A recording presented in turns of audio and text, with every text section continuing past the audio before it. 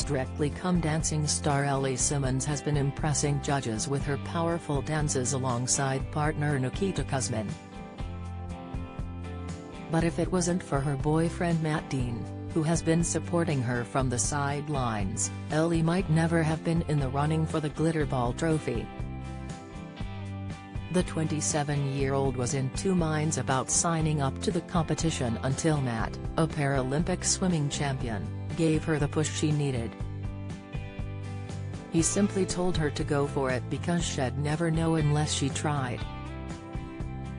The couple, who both have dwarfism, met as toddlers when Matt's mum was coaching Ellie into sports stardom. Ellie said, "We've been together a couple of years and just bought a house in South Manchester. We lived together during lockdown in London, so have become very used to living with each other." Matt also appeared in the audience on the show's launch night, marking their public debut.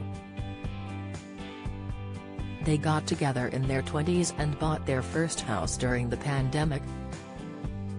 The loved-up couple met through Matt's parents, Benny and Arthur Dean, who are pioneers in sports for people with dwarfism, and co-founded the Dwarf Sports Association, a charity that Ellie is now patron of.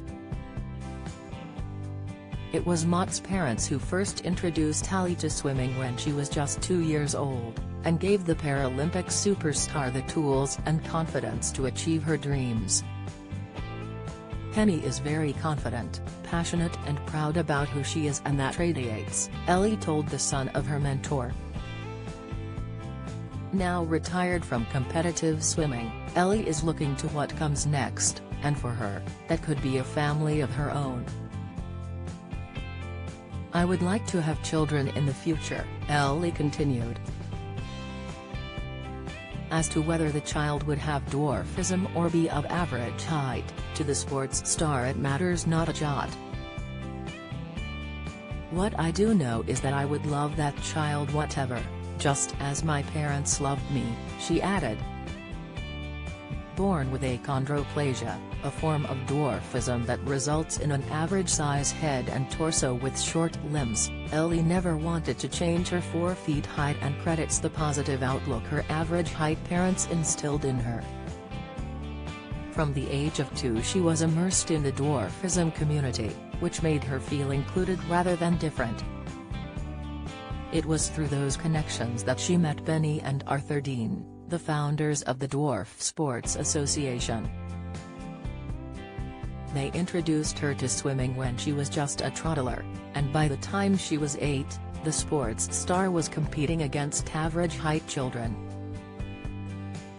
She won her first Paralympic medal at the 2008 Beijing Games and became the youngest recipient of an MBE just 12 months later. Earlier this year she fronted a BBC documentary, Ellie Simmonds, A World Without Dwarfism?, which explored the clinical trials of a drug that could increase growth rate in children aged 5 to 18 with Ellie's condition. To begin with, the star, along with many others, opposed it, fearing it would erase the dwarfism community.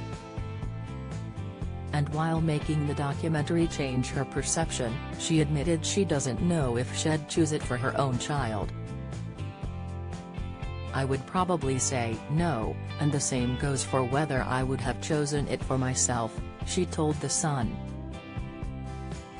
"If it was around then, my parents would not have chosen it for me either." When Ellie was a child, she was offered limb lengthening treatment, an agonizing series of procedures that involved breaking and stretching calf, thigh and arm bones over several years.